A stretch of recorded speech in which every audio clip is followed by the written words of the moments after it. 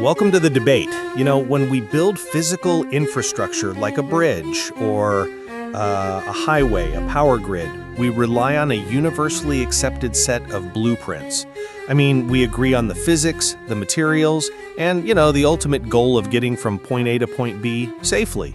Right. But when we turn our attention to the invisible infrastructure of our society, which is the minds of the next generation, those universally accepted blueprints completely fall apart. We are looking at an educational landscape where the fundamental physics of who actually gets to draw those plans is intensely contested. It really is. It's the ultimate territorial dispute, honestly, because the stakes aren't concrete and steel. They are the values, the worldview, and, the core identity of a developing human being. We often like to think of education as this neutral process, just a simple transfer of information from teacher to student, but it is deeply, inherently fraught. Every curriculum choice is a value judgment. Which sets up our central question today perfectly, drawn directly from our source text, The Sovereignty of Education, Parents versus State. We are asking, who holds the primary authority over a child's learning?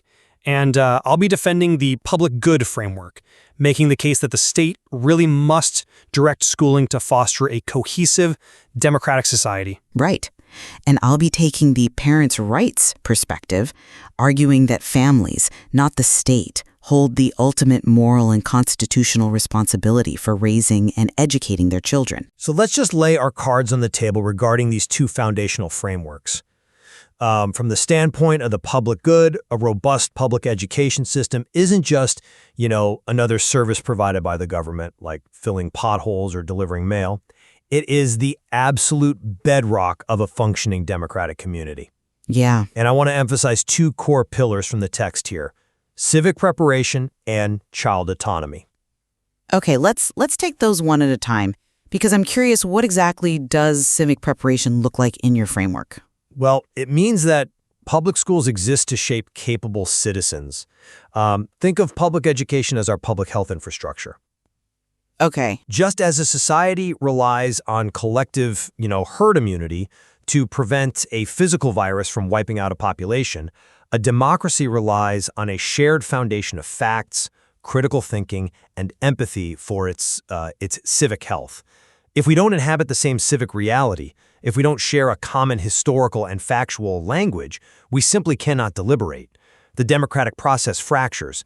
Polarization essentially becomes a virus we have no immunity against. That public health analogy is clever, but I think it fundamentally mischaracterizes the relationship between the state, the family, and the child. How so? Because you're looking at children in the aggregate, right? A state bureaucracy views children as a collective resource for this civic health you just mentioned. But children are not just cells in a civic body. I ground my position in the principle of moral primacy. Children belong to families, not the government. Right, but parents possess a unique, profound bond and a long-term, deeply invested interest in the specific, individualized welfare of their own child. A bureaucracy cannot love a child. It just can't understand the nuanced psychological or moral development of that specific kid. Well, I certainly wouldn't argue that a bureaucracy can love a child. That's obvious. But we're not really talking about love here. We're talking about preparation for adulthood, which brings me to that second pillar, child autonomy. The state actually has a profound obligation to the child as an individual. We have a duty to ensure they are exposed to wide-ranging information so they can develop into independent, fully autonomous adults. They need to be capable of thinking beyond the confines of their immediate upbringing. But you're assuming the state is a better facilitator of that autonomy than the family. And my framework rests heavily on constitutional liberty. We have a very long line of historical Supreme Court precedents establishing that the family is a pre-political institution. Mm-hmm. That means the family existed before the state, and the liberty of parents to direct the education and care of their children is a fundamental constitutional right. I acknowledge that. And I acknowledge the deep bond and the unmatched care a parent provides at home. The emotional support of a family is entirely irreplaceable. But I'm trying to figure out how that philosophical stance translates into the practical reality of, a Tuesday morning inside a public school classroom. Well, it translates through what the text calls accountability checks. Okay. Parental oversight serves as a vital system of checks and balances. When the state holds a monopoly on your shared baseline of knowledge, it has the terrifying power to dictate orthodoxy. Parents are the natural defense mechanism against ideological overreach by public school districts. Let's test that defense mechanism in practice then, because this moves us from the living room straight into the schoolhouse, right into the issue of curriculum control. My position is that trained, certified educators possess the professional expertise required to design balanced, evidence-based academic standards. And my position is that professional expertise in pedagogy doesn't grant the state the moral authority to override family sovereignty on what is frankly appropriate for a child's developing mind. But let's look at the mechanism of why we have standardized curricula in the first place, right? We rely on uniform, inclusive academic standards because they are the engine of our broader economic success. An educated population, functioning on a high standardized level of academic rigor, that drives innovation. It boosts economic prosperity. If we want high community living standards, we need professionals at the helm guaranteeing that academic quality. We wouldn't let parents vote on the laws of physics taught in a science class. True, physics is physics. But when you talk about uniform, inclusive curricular standards, you are rarely just talking about objective mathematics or gravity. Well, Blanket curriculum mandates frequently step far outside of objective science and wade into deep moral and social waters. And that is precisely where ideological overreach occurs. History, literature, social studies, these are inherently narrative frameworks about human values. Let me push back on that distinction, though, because if we trust certified professionals to establish standardized policies for child safety and medicine, why do we assume subjective parental preference should override evidence-based academic standards designed by educational experts? Wait, are you comparing teachers to doctors? In a professional sense, yes. If a pediatrician prescribes a necessary biological treatment based on, scientific consensus, we recognize the limits of parental medical knowledge. We don't say, well, my personal philosophy contradicts antibiotics. Right, but so why should an academic curriculum, which undergoes rigorous vetting by experts in cognitive development and educational psychology, be subject to line-item vetoes by parents who, frankly, likely have no background in curriculum design? because you are conflating objective empirical science with subjective social values. Am I? Yes. A broken bone is a broken bone. There is no moral philosophy involved in setting a cast.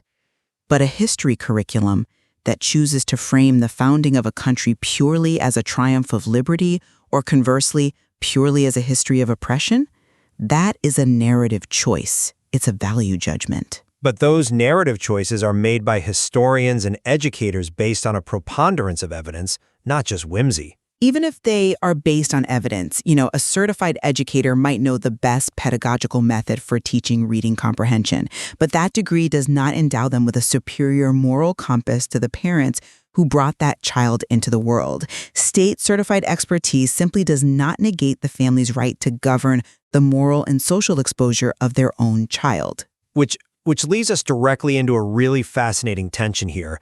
If parents are constantly policing the moral boundaries of a curriculum, what happens when we step out of the mandatory classroom and into the voluntary space of the school library?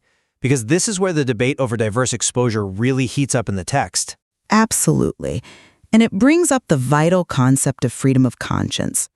Parents must be allowed to opt their children out of curricula, such as, specific reading assignments or sex education programs that deeply conflict with their family values. Sure, opting out of a specific classroom assignment is one thing, but the text explicitly discusses how this logic extends to the library, with parents demanding the removal of materials altogether.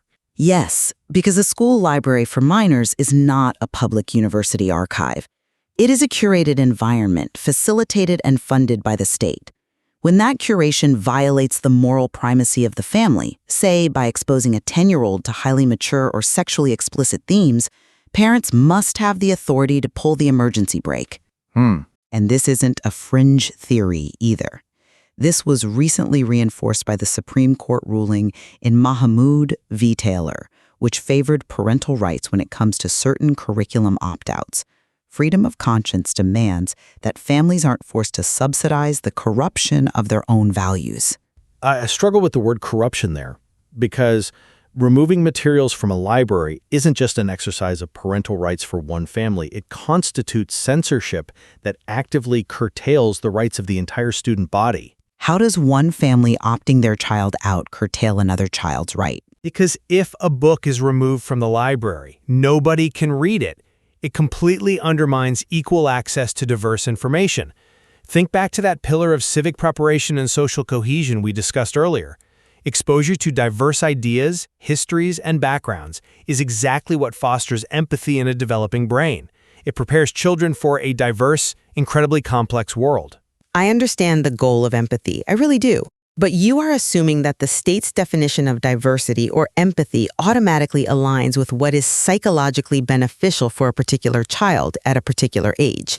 The state is acting in loco parentis, in the place of the parent. It has no business introducing themes that fracture the child's foundational worldview without the explicit consent of the people raising them. Let's play out the mechanics of your framework, though. Just imagine a district where every parent can exercise a veto over library books based on their own personal, subjective, moral framework. Parent A finds a book on evolution offensive. Parent B objects to a book featuring a same-sex couple. Parent C objects to a book depicting war. Doesn't the school library cease to be a repository of diverse human knowledge? It becomes a baseline of universally agreed-upon material. But that baseline would be almost non-existent. It just becomes an echo chamber governed by the most restrictive voices in the community. That entirely undermines the child's autonomy.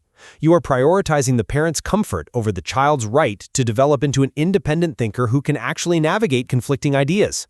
When they graduate, the real world won't be censored for their comfort. It has nothing to do with parental comfort. It is entirely about fulfilling a duty of protection. Children are not adults. Their prefrontal cortexes are literally still developing.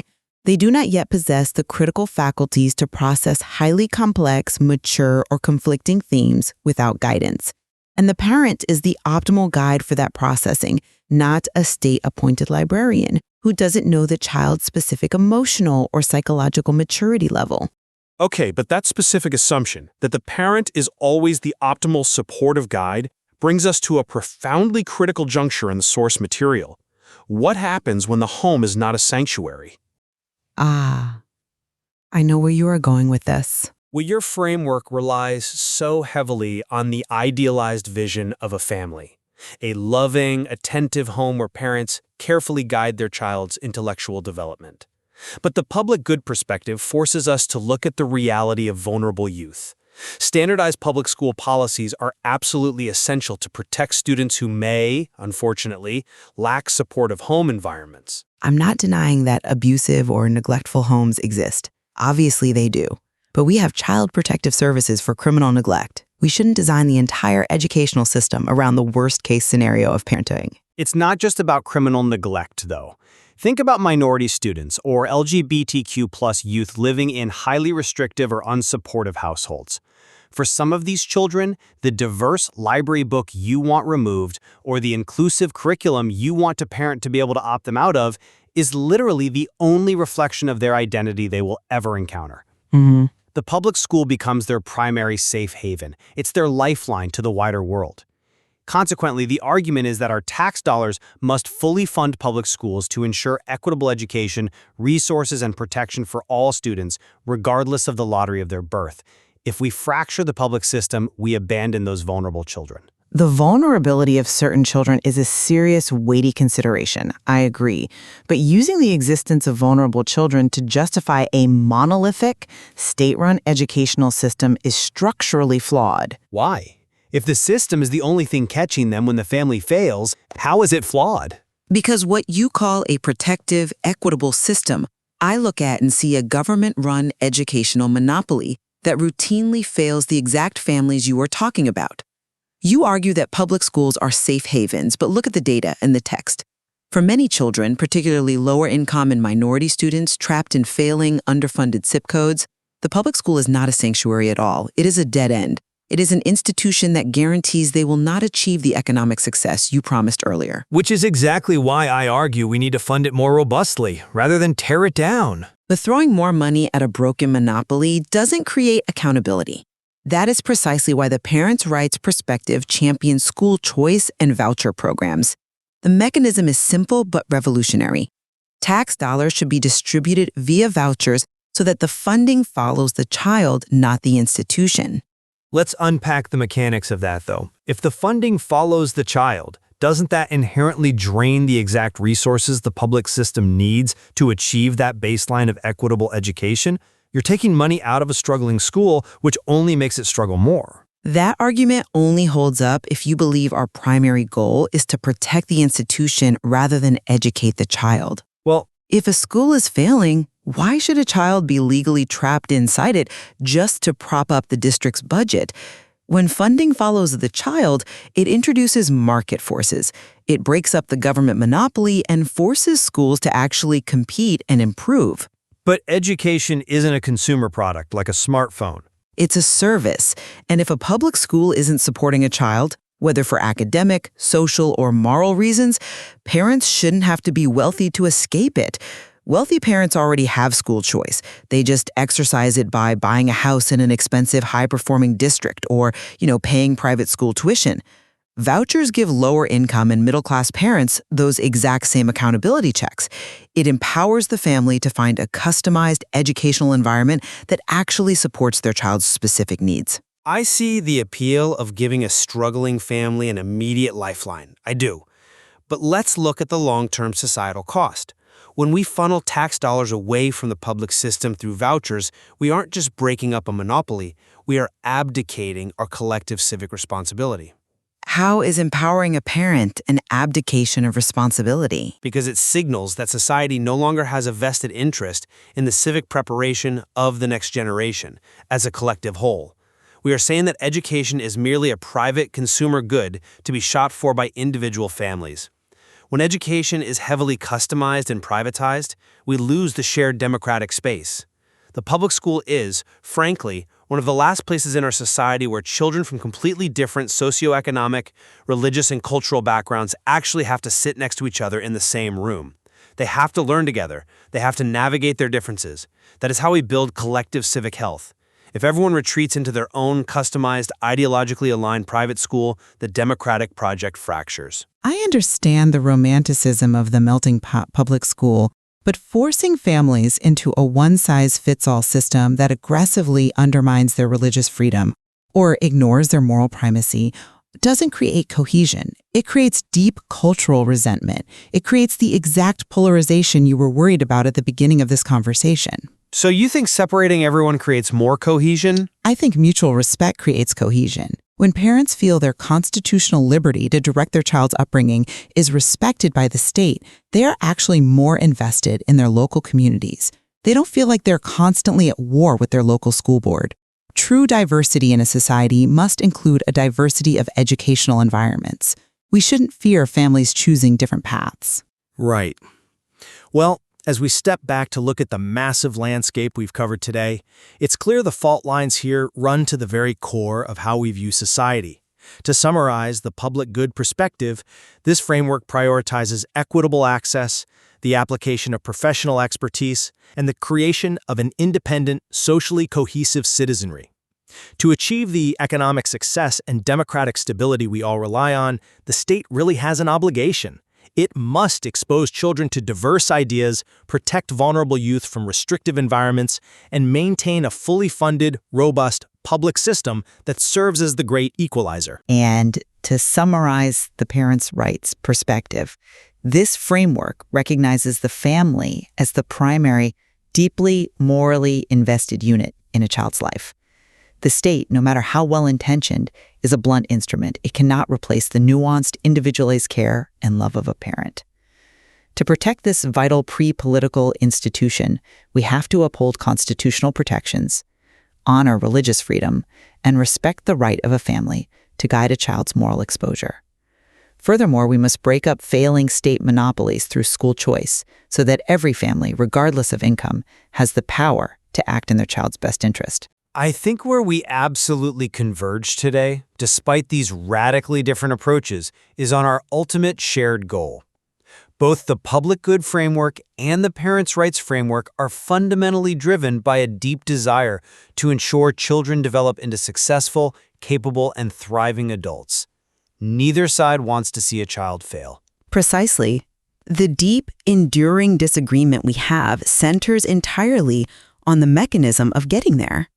Specifically, we are debating whether the state, through its democratic mandate, standardized expertise, and broader resources, or the family, through its moral primacy, intimate knowledge, and protective instincts, is best equipped to filter the vast amount of information a child needs to reach that successful adulthood. It is a profound philosophical tension. And as we reflect on the deep complexity of the educational landscape we've explored today, it's evident that analyzing the delicate balance between family sovereignty and democratic cohesion offers so much more to explore within our source material. We barely scratched the surface of how this plays out in specific legal battles or, future technological integrations in the classroom. Absolutely. Because as long as we value both the liberty of the individual family and the collective health of the broader society, these two powerful forces will constantly have to negotiate their boundaries. There's no permanent settlement in this territorial dispute. Never have a single, uncontested blueprint for building the minds of the next generation. But perhaps the ongoing debate over who holds the pen is exactly what keeps our society actively engaged in the vital, life-altering work of education. Thank you for joining us, and we'll leave you to consider, when you look at the foundation of a child's mind, whose signature should be on the plans.